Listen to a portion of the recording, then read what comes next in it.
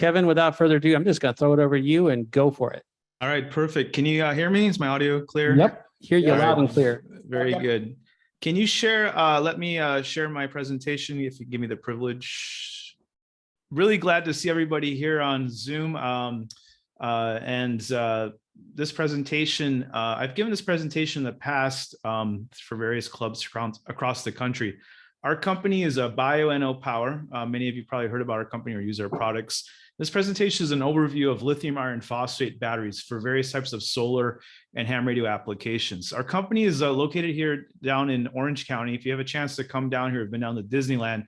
We're about 15 minutes to the south of Disneyland. Our website, bioennopower.com, as well as email and phone number. And what we'll do is we'll wait till the end of the presentation for questions that you might have.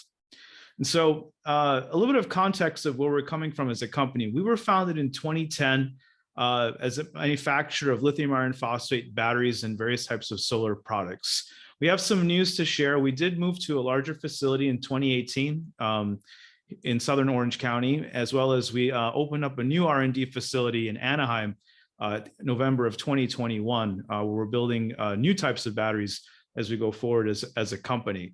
We've implemented ISO 9001 as well as 14001 quality standards. I believe we're offering a world-class technology, after sales service, warranty, and customers worldwide. Many folks were interested in terms of the type of business outside of the amateur radio market. And we currently do business, and we're still doing business with a lot of different types of federal agencies. You might be wondering which federal agencies would be using batteries and different types of power products. And one of them is DEA. They're using our Power Pack products for operating various types of tablets and computers, as well as cell phones out in the field. Continue to do business with DHS. You're probably familiar with the Raspberry Pi computers. They do use those connected to 20 amp hour lithium iron phosphate batteries for various types of applications that they have. DOL is another customer of ours. If you're familiar with the mining industry out in West Virginia, there's an agency in DOL called MHSA, which is the Mining Health Safety Administration. And they've been exploring the use of lithium iron phosphate batteries for various types of equipment that are used in that industry, because right now they've been using lead acid batteries that have not been able to hold up quite well over the past several years. So that's another application of the batteries for those particular agencies. Now, the Forest Service is another agency that's using the batteries. It's a very interesting application of batteries where they're basically taking our 12 amp hour lithium iron phosphate batteries, they're attaching it to a large capacitor. It's effectively strapped to the back of scientists that are at the Forest Service, where they charge up this capacitor and they stick a long metal rod inside of the water, shoot electrical current through the water, and a fish, this is fresh water, and the fish pop out of the water. They scoop these fish up, they measure the length, the width, and the height of the fish, and they throw the fish back in the water. And so this is a very interesting application of batteries. It's called electrofishing. So your federal tax dollars, they go to the Forest Service, where they are analyzing invasive species of fish that are found in rivers and streams within the country, especially in the Great Lakes region. And so the company's in Wisconsin. Now, it's something that federal scientists can do, but not something that we can go out and get some electrofishing gear. It's a very interesting application of batteries. Various universities, they've actually implemented renewable energy curriculums within the electrical engineering programs. So they've added this as part of kind of senior level work, where they're looking at battery technologies, both at a fundamental level as well as at the system level, combination with solar panels and controller circuitry as well. So there's a lot of education going on in this field in the recent several years. Oil and gas industry might be wondering, well, why does the oil and gas industry need batteries? Well, it's actually for finding new sources of oil and gas. They use a lot of lead acid batteries for various types of instrumentation equipment that's used in the oil and gas industry. There's a lot of equipment that runs off batteries, especially in the really cold climates up in Canada. And we'll talk more about that later in the presentation. So what is this chemistry? You're going to hear different acronyms for it: LFP, lithium iron phosphate, lithium ferrous phosphate, LiFePO, LiFe. We're talking about the same type of battery chemistry. It's now considered to be a benchmark state-of-the-art battery chemistry. It has a very high degree of thermal and chemical stability, a very tight iron phosphate bond, enhanced charge cycles, over 2,000 charge cycles. And now we're seeing the original batteries that we introduced in 2012 still being used out there in the field. In fact, we went back to a lot of our OEM customers asking, this is now the 9th or 10th year. Are you ready to change out batteries? And they seem to be holding up quite well. It's a very different type of lithium chemistry.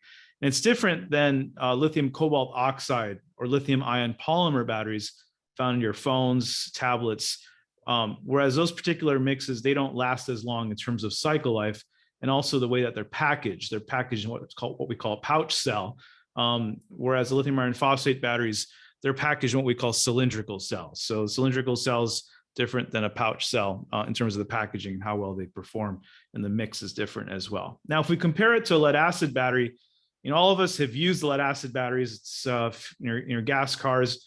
You've seen what happens when a lead acid battery goes bad. The sulfuric acid comes out, can vent, can leak, eats up the metal terminals. Whereas a lithium iron phosphate battery, we have a very strong chemical bond. We're not dealing with toxic lead or sulfuric acid, which is much better in that regards. Also, lead acid batteries, you've probably used them at field day at some point, where you've probably put them on a dolly, taken them out there in the field. Those suckers are quite heavy. Whereas this is a battery chemistry, it's about a third to a quarter of the weight of a lead acid battery. A few hundred charge cycles for lead acid batteries. This is about 2,000 to 3,000 charge cycles. Lead acid batteries, you probably over discharge a lead acid battery perhaps at some point, which basically, if you were to leave your equipment turned on, for example, and the voltage on the battery drops too low, let's say around 8 or 9 volts, you're unable to recharge the battery very easily. Whereas these particular batteries have what's called the protection circuit module battery management system, which does the protection against overcurrent, over discharge, under voltage, over voltage, and then thermal protections as well. And so all of this means basically, in terms of applications for ham radio applications, let's say you were to leave your equipment turned on at around 10 volts or so, the battery will shut off, the circuit board will shut off that output.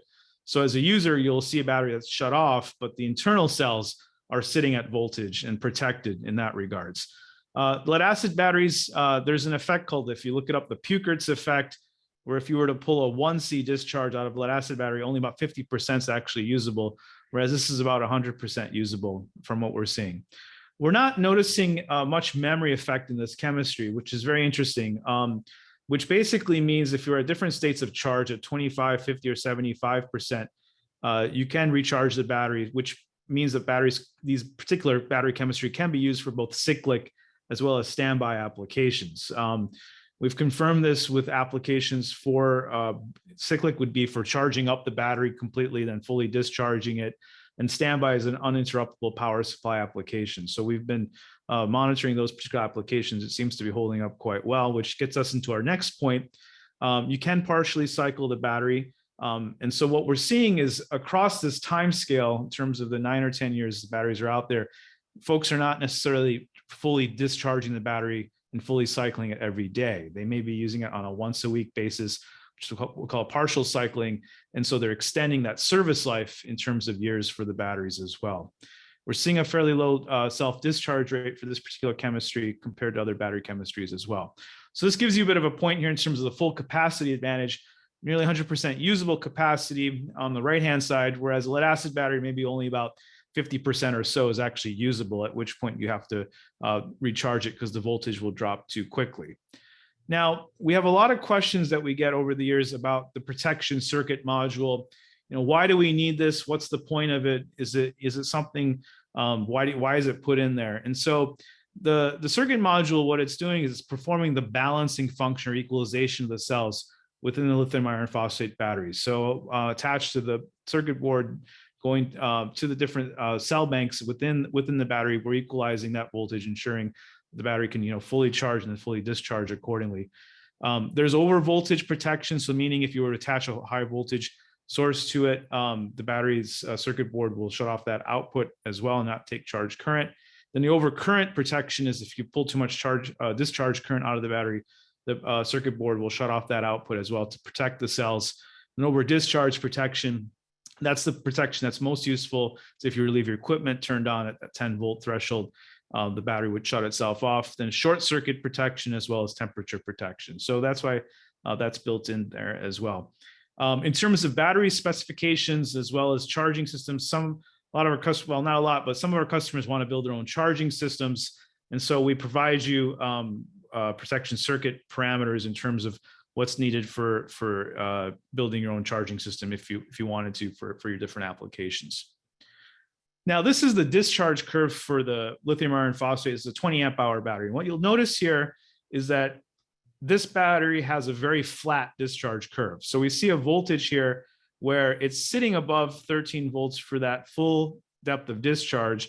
So that means you can use a very small battery. So a 20 amp hour battery weighs maybe about 5 or 6 pounds for running your 100 watt radio equipment. So in fact, 100 watt radio, ham radio equipment, this particular battery would run it for about 8 to 10 hours on HF sideband, which is something that fits in the palm of your hand. It's something very small. It's fairly lightweight. You can put it in a box, which is very different than other types of lead acid batteries.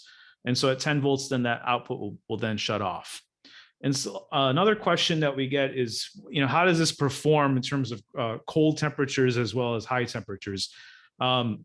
Within northern climates, in terms of discharge, at about minus 20 Celsius, which is about minus 4 Fahrenheit, still have over 80% usable capacity for lithium iron phosphate. Whereas an AGM, which is an absorbed glass mat, a type of lead acid battery, it derates quite low in terms of the available, the usable capacity. You're seeing something about 30%.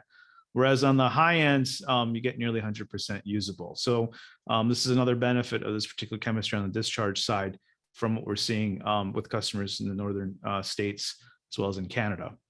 Runtime calculations, we have a simple example here for runtime. We have a lot of questions in terms of mapping the battery to particular radios in terms of runtimes. We'll do a very simple example here. We have a 12 volt, 12 amp hour, 144 watt hours. I have a 10 watt load. It's about 14 hours in terms of runtime for a continuous load here. But with radio, we have a weighted average we have to consider. The radio will transmit at a high power and then receive at a lower power. And so if we're using a QRP transmission, for example, a 12 amp hour battery estimated about 30 to 40 hours of runtime, several days on a single charge. So 12 amp hour battery may be a bit overkill for QRP. You can use something much smaller. And then for a 100 watt radio, roughly a 20 amp hour battery would get you about 10 to 11 hours of runtime. This is for 20% transmit, 80% receive. So that's, we'll talk more about that later in terms of the size of batteries that are needed. I'm going to switch gears and talk about Go boxes. We had some requests over the past couple of years for examples of different types of Go boxes that you can build with the batteries and take out in the field. So this is an example where you can build a Go box out of a briefcase. On the left-hand side, the 20 amp hour battery is actually below the wooden panel there. Solar controller is then attached for charging up the batteries. And then another example here in a Pelican style case, you'll see there on the right-hand side. And then there's commercially available Go boxes. Impulse Electronics down in San Diego builds them with the power pole connectors as well as USB and voltage outputs. And then there's other ones from PowerWorks. They have a Go box that they've built with the voltage display, USB, and power pole outputs. And then they've also added, some folks have modified it. They've added products such as the West Mountain Radio Epic Power Gate, which is a device that's used in conjunction with the batteries to be able to charge it from various types of power supplies as well as solar at the same time. Shack in the Box is another company that's also building boxes as well for different applications with the radios. This is a really cool application. I wanted to talk to you about Summits on the Air. This is Tor. He's up in Norway, and I'll read you what he wrote on his Summits on the Air hike. So he mentioned this soda hike started from my home Ixis Ranch at 0600 UTC. Took me around 3 hours to get to the summit. Weather today was almost unbelievable with minus 10 degrees and a clear blue sky. The view from the summit almost indescribable. On this activation, I was using an Elecraft KX3 with 5 to 10 watts of output, two 12 volt, 8 amp hour Bioenno power batteries, and a buddy stick multi-band vertical antenna. I made a total of 153 QSOs on this remote summit activation. That's a lot of QSOs. And if you're up in Norway, you got to take your skis, have a little tent.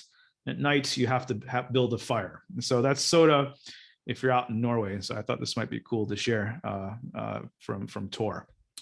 We're going to talk about building a solar system setup. I'm sure many of you are interested in how to use the batteries in conjunction with solar. And it's actually quite straightforward. You need a solar panel, you need a battery, and you need a controller.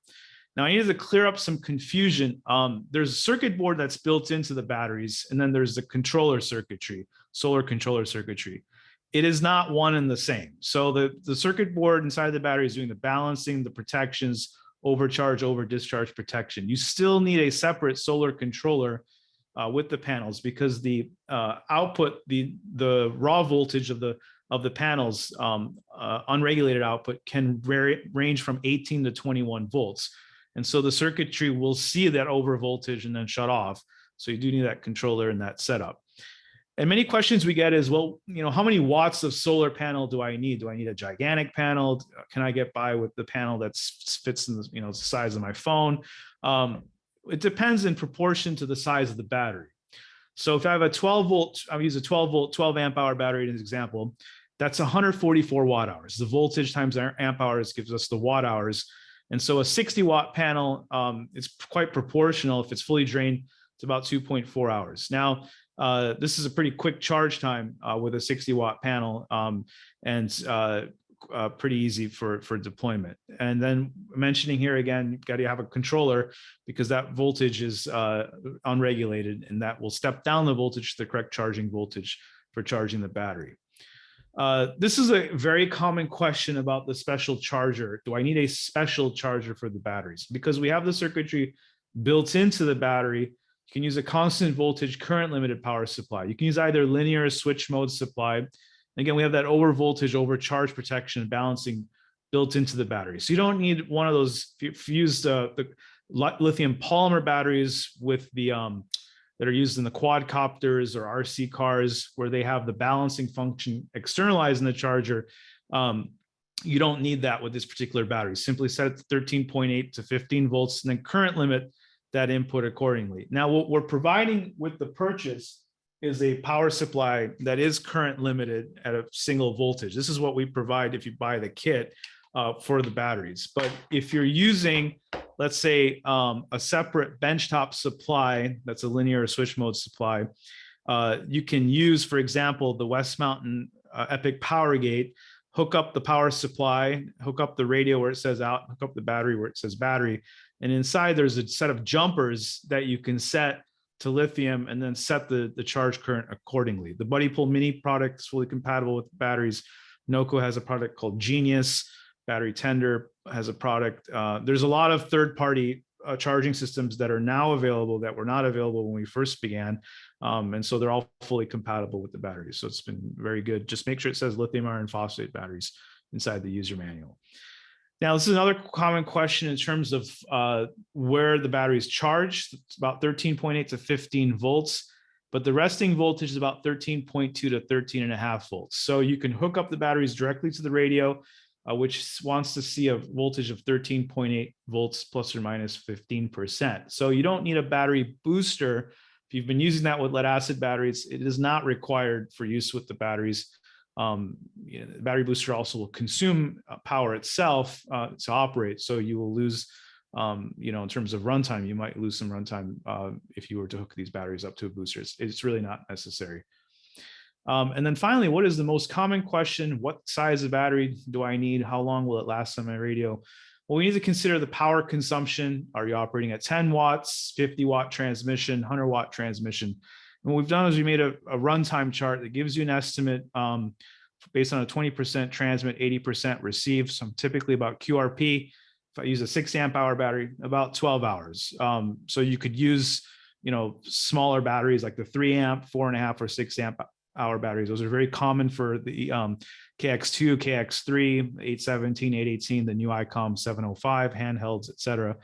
And then you can go up to like a 12 amp hour battery for a 50 watt transmission. And then 100 watts about, I would say the 20 amp hour is by far the most popular at a 10 hour. And then you can of course go larger depending on what you're powering as well and how many days of runtime you wish to get. So if you have any questions, we can answer that later in the presentation. Some of the questions that we get is in terms of commercial work we also do with the company. I wanted to share some interesting projects. Sempra, Southern California Gas Company, they have various data collection units that they've deployed across different sites. And they were using a lot of lead acid batteries that they basically had to send technicians out there to replace these lead acid batteries very often. They wanted something that lasted much longer, and we've been providing them with the 20 amp hour batteries in combination with this unit that they built. This is the sensor over here, and then they have a data collection unit and logger system, and they have a solar controller that they built. And so they've deployed these for monitoring in terms of any kind of things that they want to monitor on in terms of where the gases are stored, et cetera. So this is something that they've been interested in over the past several years. Nanometrics up in Canada, they have a very interesting application where they're using I believe it's KU band satellite based. This is telemetry based for oil and gas exploration. There is no LTE cellular. They didn't want to use packet, so they went to satellite systems, made some modifications in their systems so that they can operate down to about -20 to -30 degrees Celsius. I'm wondering why they have so many solar panels here. Well, because the solar day up there is quite short, so you do have to compensate based on what you're seeing up in Canada. This is out in Texas, solar-based, again, another flow monitoring system. This is using LTE cellular. They do use radio packet as well. They're using the 20 amp and 30 amp hour batteries, and they replaced the entire legacy system. So it's been pretty well demonstrated over the years. Really excited to see that the events did come back. I was at PacificCon last year. We were still kind of in the middle of the pandemic, but it's cleared up now. We went to Orlando this year and Dayton. I was not at Seaside, but we'll be back at PacificCon next month. Certainly check out magazine articles that are written if you have any questions there, and QST articles. And then for anyone that's new in the club, or if you have new members that want to learn about portable operating, there's a book that's been written that talks about considerations for batteries, et cetera, for that as well. And this is a neat article. This is called Ham on a Hog. So this is about the ICOM 705. John Handler takes the batteries out there in the field. I found that kind of interesting as well. And we've been involved with expanding the business over the past several years. We've been expanding into the audio-visual. So down here in Southern California, a lot of recording, video, and audio equipment for sound carts out in the field, as well as marine applications. So we've been looking at expanding. Well, we actually have expanded out into various marine dealers for the trolling motors and fish finders, as well as robotics equipment. So robotics is now it's a growing industry, very interesting industry as well, and doing some bit of business up there in the Bay Area as well, some robotics companies. And so we'll talk more about some of the new products for 2022. We did expand the solar panel line. There was a lot of requests for monocrystalline base panels that were a bit more compact and lighter compared to the rigid panels with the glass and the aluminum frame. And then we made changes to the power pack line. It's not directly much used for the ham radio community, but it's used for other applications. They're using those power packs as well. This 40-watt panel, and then 60-watt as well, about 5 pounds. 100-watt, it's about 10 pounds, folds up nicely as well. And then some flex panels that we've added. And then the controller line has not changed too much. We did add another MPPT line where it has some data output that can be used. And so there is a door prize, I believe, Rob. I'll send it back to you in a bit, but we'll do it after the questions for the selection there. We'll open up to questions. I'm going to stop the share and then just go full screen here. So I'll send it back to Palo Alto. Okay, great. Hey, Kevin, great presentation, and hope to see you again at PacificCon also. I have a 60 amp hour Bioenno battery, and it's a great, also the 20 too, the 20 amp hour as well. Both batteries are really good. What would you recommend for a solar package that would charge that 60 amp hour battery?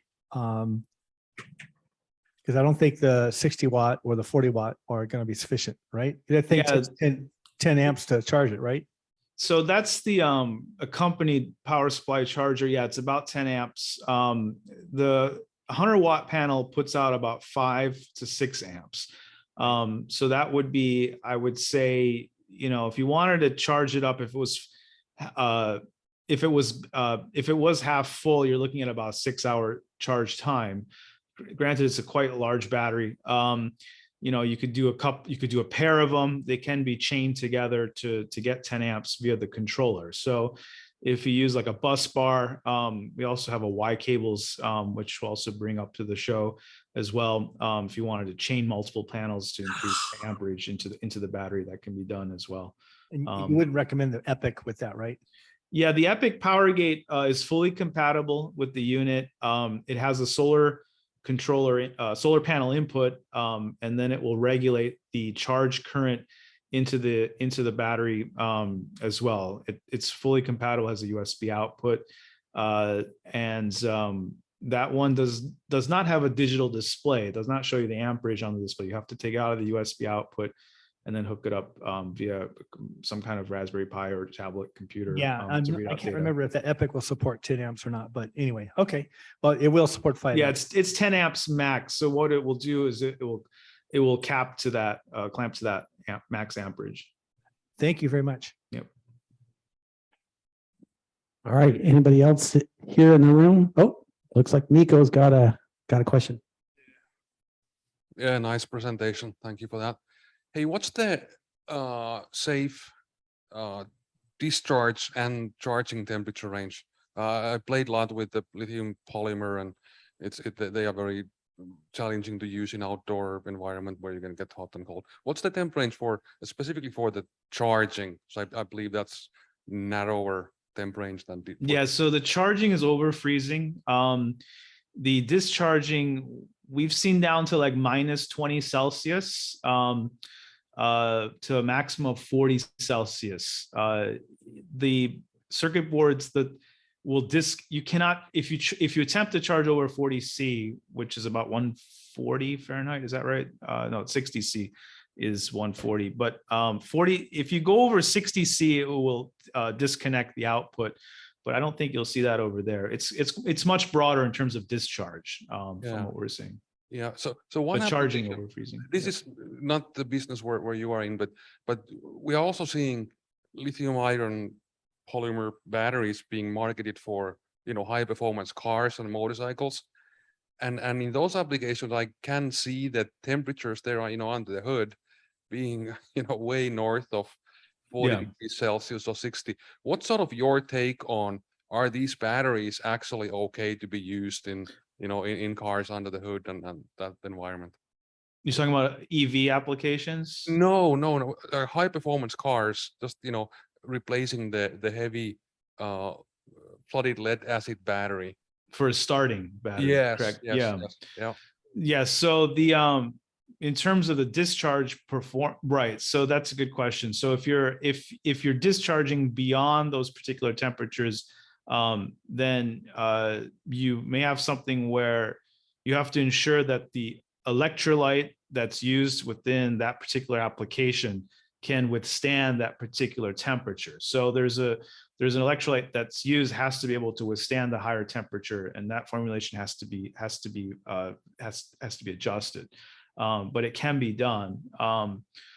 If that is not done, then you're limited on the range in terms of the lower end of the temperature spectrum. So there's a modification to the electrolyte that's done. And in terms of the lithium iron phosphate, in terms of the electrode that's used, you're making variations on for the high temperature application to the electrolyte actually.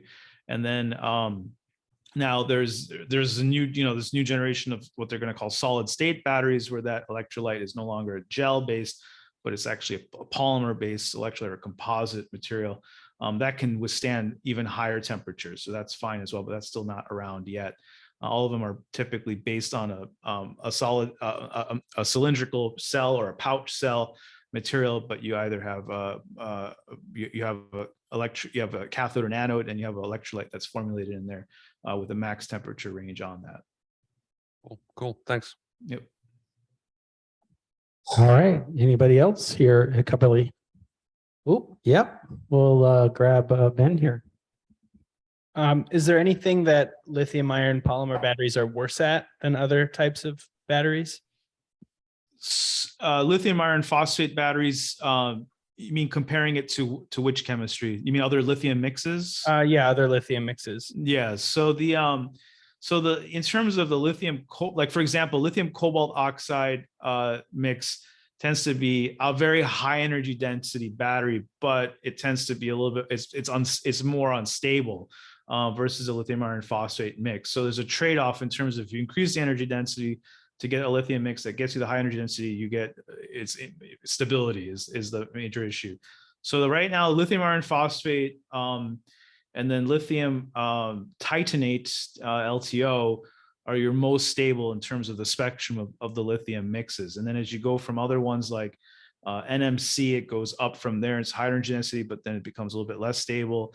And then there's other variations on that spectrum. Now, we're seeing the industry, they've gone towards this one because it gives you the highest stability, right? So, and then titanate the cost tends to be much higher, but it can go to even higher cycle life as well.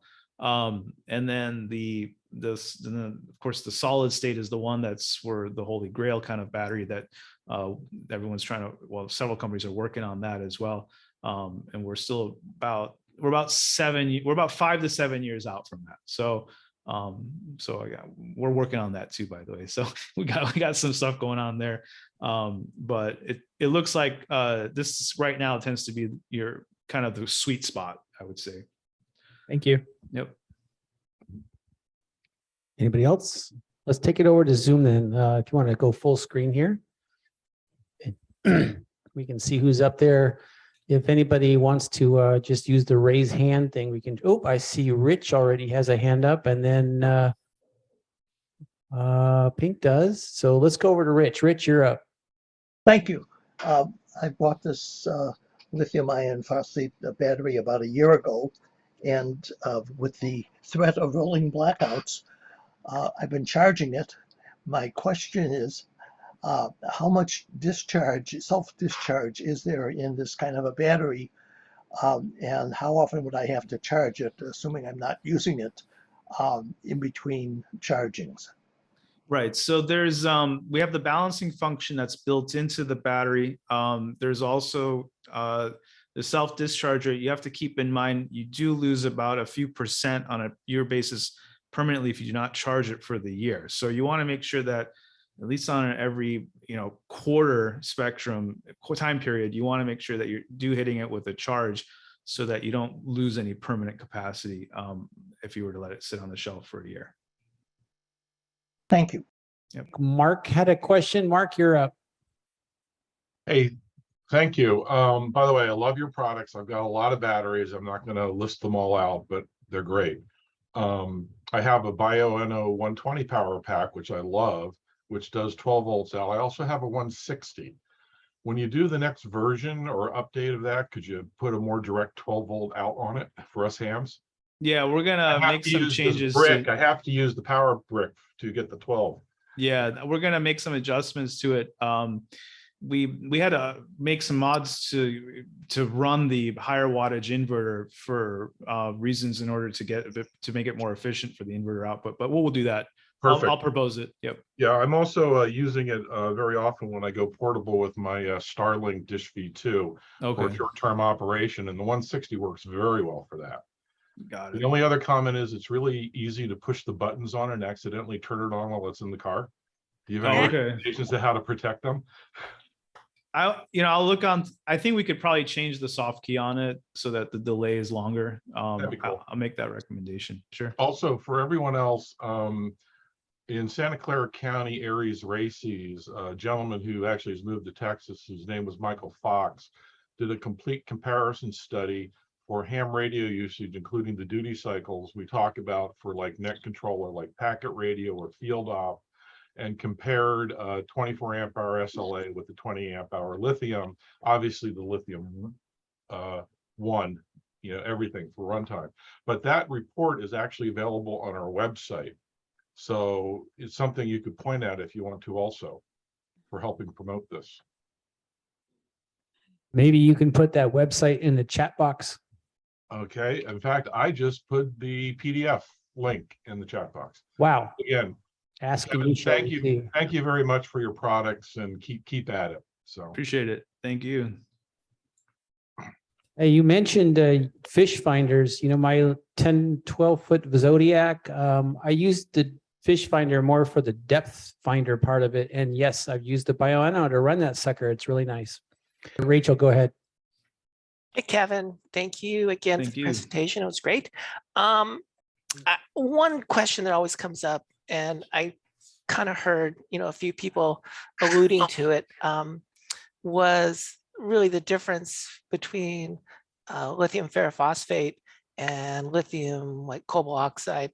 And I don't know, you didn't really have a full chart that talked about, the difference, like nominal voltage, 3.2 versus 3.7. And then when you put, 4S, you end up with, 12.8, which is just ideal for our applications versus, doing, 4S or in with 3.7 or, with their max voltage like 4.2, you're like 16.8, which is way over what we need. But anyway, I don't know if you have any like a chart or anything you ever show that really shows the advantages of lithium iron phosphate, because there's just so much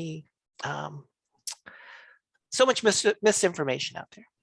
Yeah, that's a great point. I'll make sure to add that as I update the presentation, but that's correct. So if you, the lithium cobalt oxide, the operating voltages tend to be, once you charge it, is much higher, and it's not matched with the radios correctly. And then the cycle life is much shorter.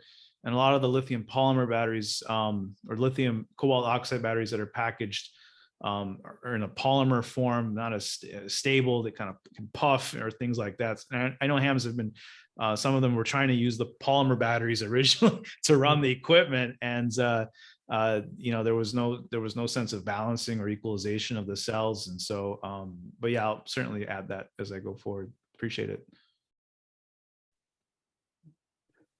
Okay, Leroy, you're up. And unmute your mute.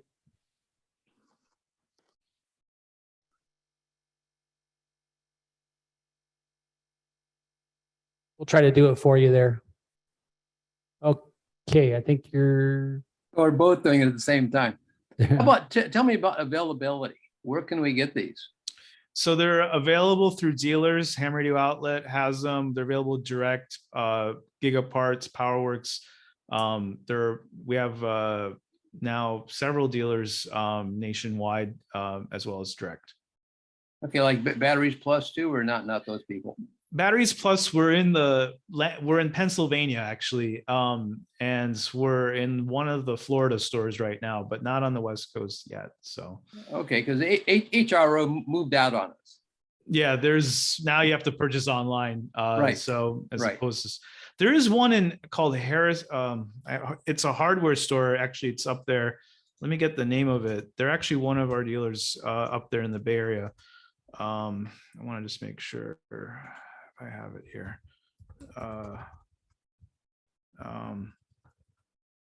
It's a hardware. I'll get the name of it later. I was trying to find it, but it was a hardware store up there that is carrying the product. Okay, thank you for the presentation. Great topic. Thanks.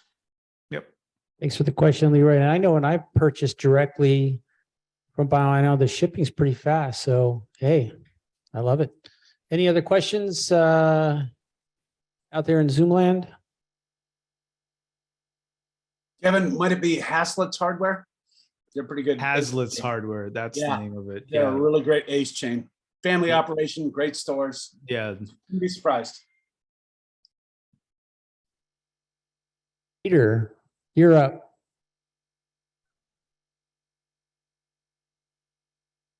You may have to unmute.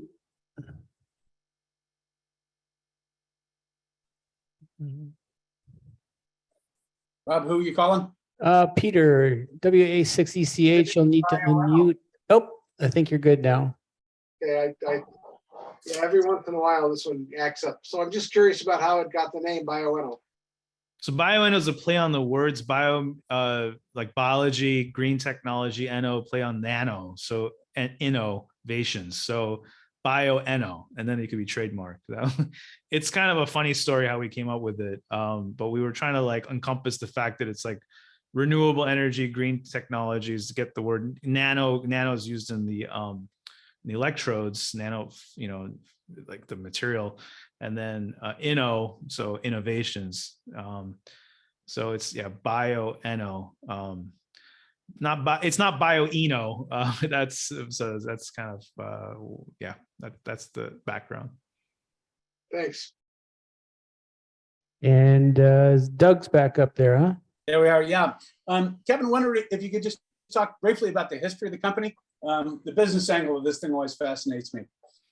Yeah, so we had another business that was involved with first company called Aegis Technology in Santa Ana, and then the owner wanted to create a company that was focused on solar and new technologies in terms of energy storage. And at the time, in 2010, we were looking at different options in terms of a separate entity. The previous entity still exists today.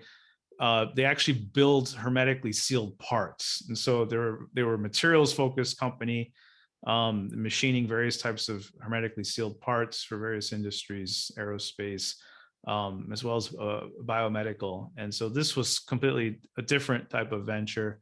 And we wanted to look at first solar, and then the batteries tended to be the most important.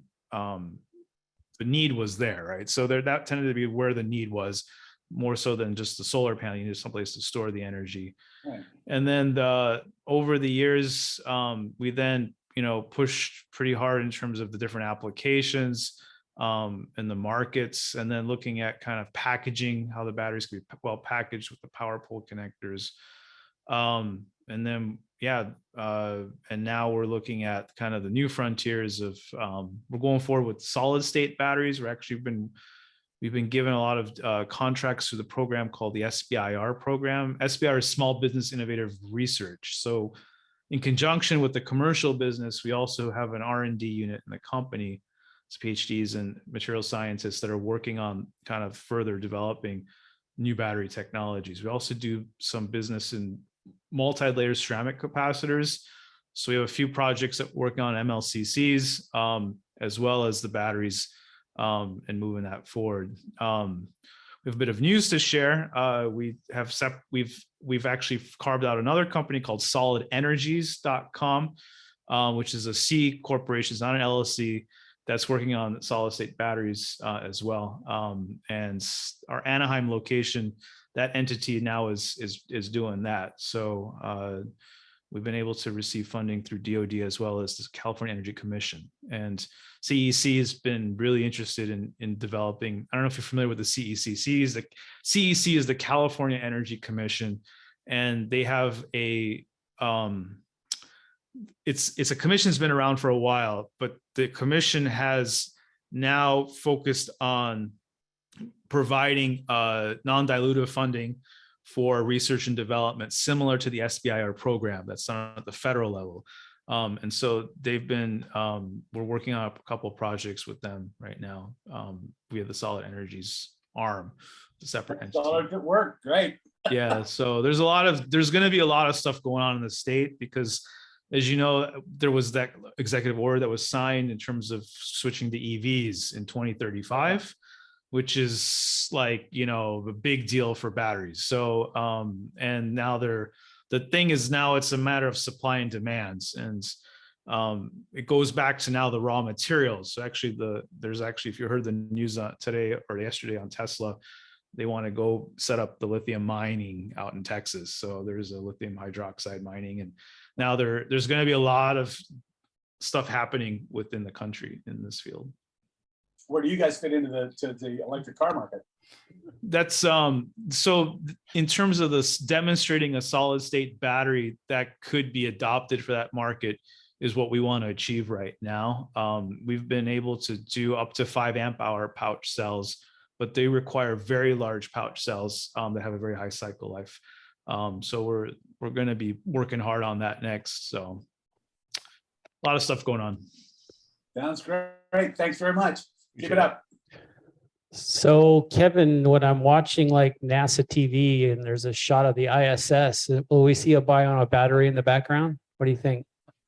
I hope so down the line. So yeah, there's up in space, there's they have a lot of power needs up there, as you know. And I think as the space station program expands, yeah, there'll be some exciting things that happen. Be pretty cool. All right, I got Connie's here, got a question.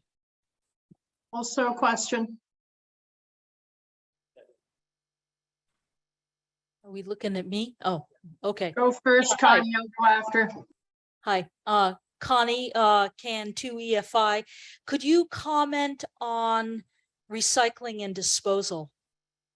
Yeah, so so they've set up in terms of recycling lithium batteries, rechargeable lithium batteries.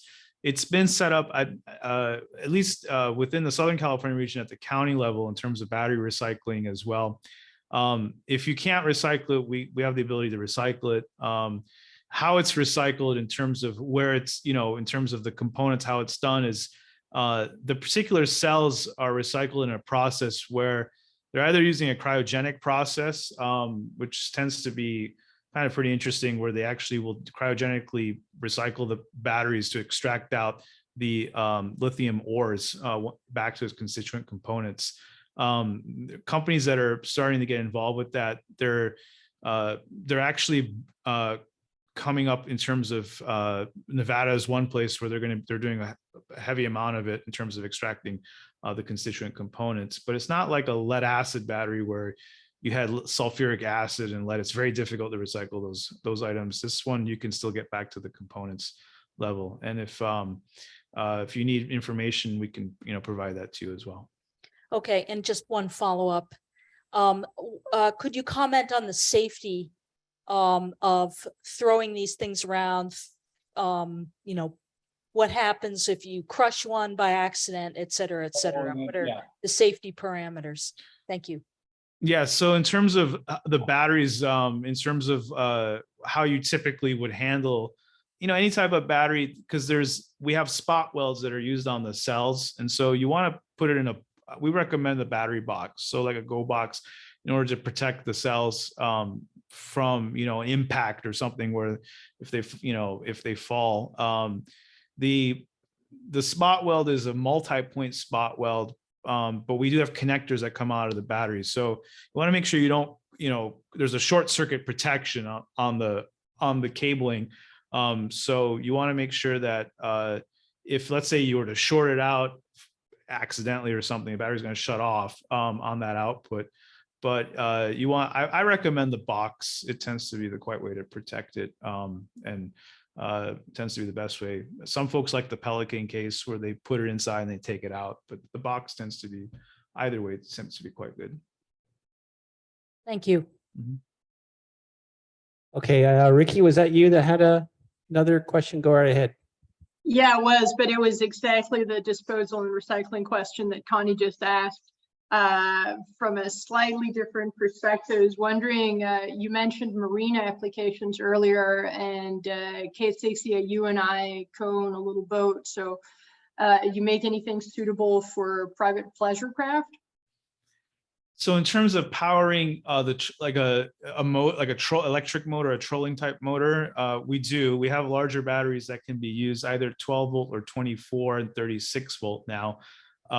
We have 12 volts used for those are the 3 voltages that are typically used on the electric motors, and then you can use the 12 volts for the fish finders, et cetera.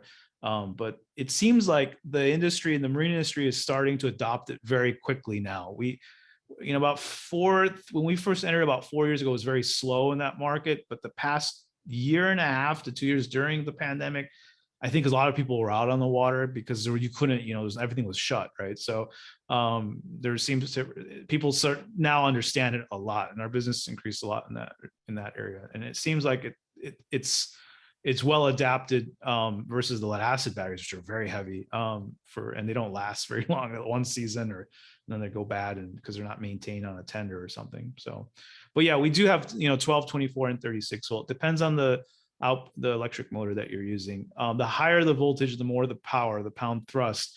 So I would say I've seen mostly 24 and 36 is being used now.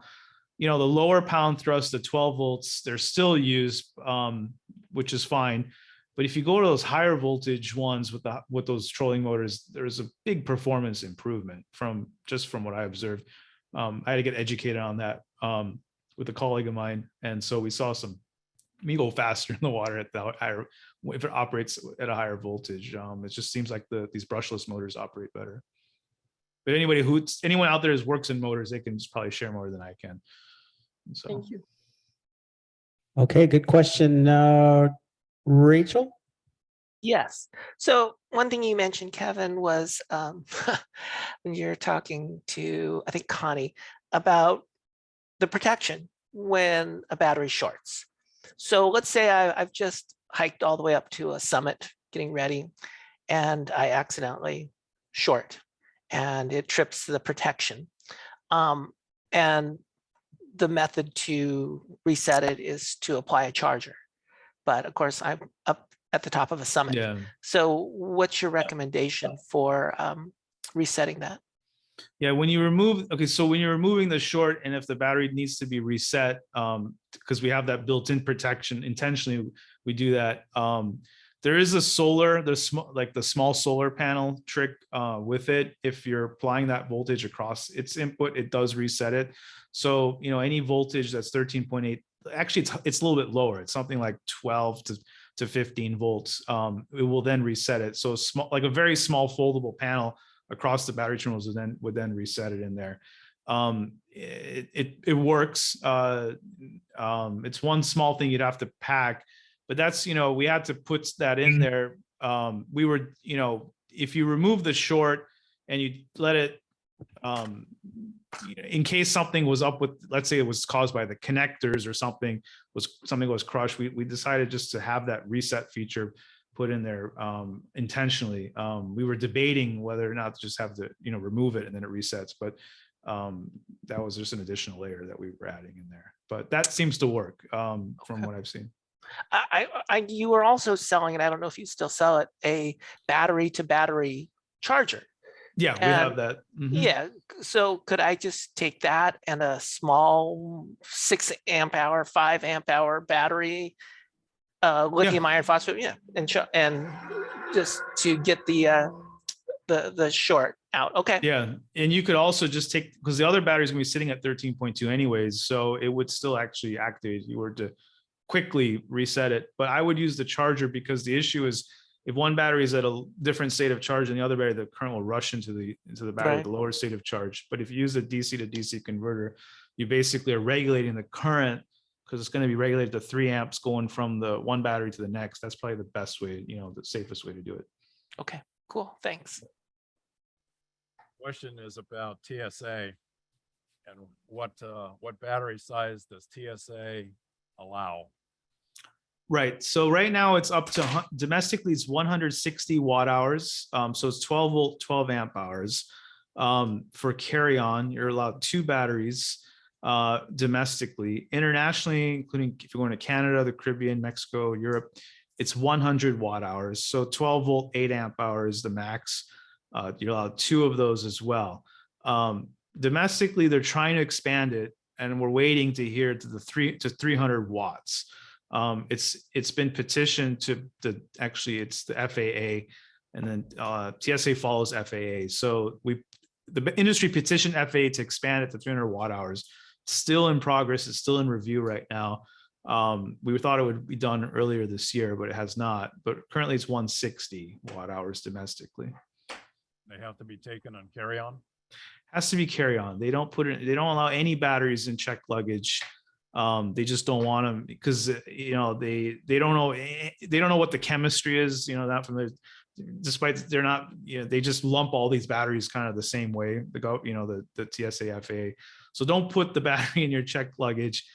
They will take the battery out and it will be back in the lost and found. So always, it's only carry on. One other suggestion is when you're traveling with batteries and radio equipment, I would take a copy of your license with you. It helps a lot. So in secondary, if you know, when they open stuff up, highly recommend. So Thank you. Well, Kevin, I want to thank you so much for coming on board here today and providing us with all this information. Thank you so much. Appreciate it. Thank you.